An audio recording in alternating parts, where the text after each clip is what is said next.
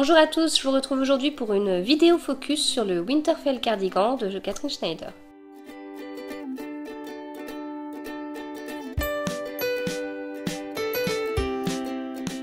Alors, le Winterfell cardigan, c'est un gilet assez simple, assez basique, qui a une originalité, ce sont les mailles glissées. Voilà, ça fait tout le gilet, hein, parce que sinon, vous voyez, il n'y a rien d'autre de particulier.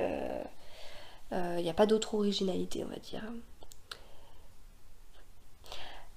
Alors, c'est un modèle qui se tricote normalement en sport, et moi je l'ai tricoté en fingering, étant donné que je tricote très lâche, j'ai pas trouvé que c'était un pari trop risqué, j'ai fait un échantillon, j'ai pu tricoter de la fingering en 3,5, alléluia, parce que moi je tricote toujours la fingering en 3,25 voire 3, et j'ai peur d'aller plus petit encore, donc voilà, et puis vous voyez, c'est pas déjaugé, hein, enfin, mon point se tient bien, quoi. Au niveau de la laine que j'ai utilisée, c'est de la Merino Nylon de Ludivine, donc la marque Arco Iris Yarn, dans le coloris Dark Matter. Donc du coup le coloris, il y a des fois je dis qu'il est gris, il y a des fois je dis qu'il est marron, je pense qu'il est plus marron que gris, mais ce qu'il faut retenir c'est qu'il est beau. Voilà, c'est un très beau coloris. C'est un gilet qui est un petit peu court, j'ai laissé la taille du gilet, après voilà, je me suis doutée que la laine, que la qualité bougerait un petit peu et je gagnerais peut-être 1 ou 2 cm, enfin peut-être même 1 cm parce que 2 ça paraît déjà beaucoup. Mais justement volontairement je voulais le faire un petit peu court pour pouvoir porter avec d'autres choses que la plupart de mes gilets qui sont peut-être un petit peu longs. Il a en caractéristique le col qui remonte assez haut. Alors il y a toute une histoire de rang raccourci, hein, comme très souvent, c'est un gilet qui se commence par le haut, donc rang raccourci pour pouvoir creuser l'encolure de devant. Et à un moment donné, les rangs raccourcis s'arrêtaient, puis on continuait en aller-retour classique.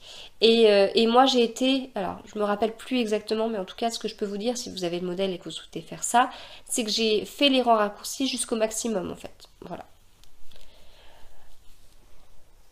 Après, je me suis trompée au niveau des mailles glissées, ce qui fait que les petits V là ne sont pas forcément les uns en face des autres. Enfin, j'ai essayé de tricher avec mes boutons, mais j'ai eu un petit décalage. Donc voilà, j'ai fait comme j'ai pu. Avec cette histoire de corps un petit peu plus court et de manches pas trop longues, parce que j'ai pas fait des manches hyper longues, j'ai utilisé seulement 883 mètres de fil, ce qui me paraît pas énorme. Et ces derniers temps, j'utilise pas beaucoup de métrage. Voilà. Et en fait, ça me fait poser question. Je me dis, c'est bizarre. Comment ça se fait? Alors, tout ce qui m'ennuie, c'est que j'ai des super gros restes derrière. Mais voilà. Là, j'ai utilisé seulement 883 mètres de fil, alors que j'avais 1200 mètres, quoi, puisque je prends toujours 3 écheveaux. Donc là, ça fait quand même... J'ai pas du tout utilisé la moitié du dernier, hein.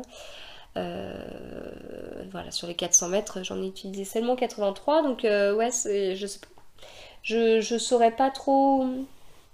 Je saurais pas trop l'expliquer.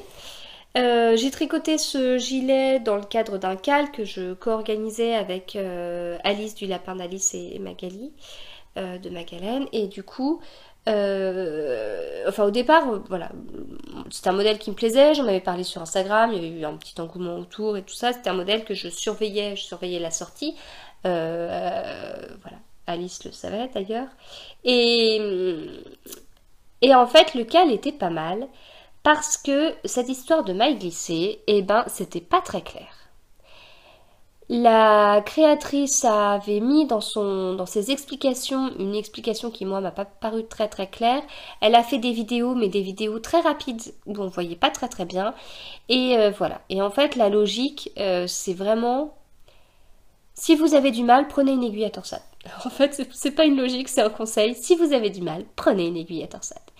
C'est une torsade, sauf que au lieu de tricoter les 2 mailles, on met une maille en attente sur une aiguille à torsade, on tricote la première, puis on tricote la maille de l'aiguille en attente là, et ben en fait non, parce que y en a une qu'on tricote pas, et qu'on fait juste se glisser, quoi. Et je trouve que une fois qu'on comprend que la maille glissée c'est une torsade avec une des 2 mailles qu'on tricote pas, Et ben derrière, les torsades sur 2 mailles, moi je les fais sans aiguille quoi, enfin c'est juste des mailles glissées, je passe mon aiguille devant ou derrière, voilà. Et du coup, la logique est intégrée et ça se passe bien. Voilà.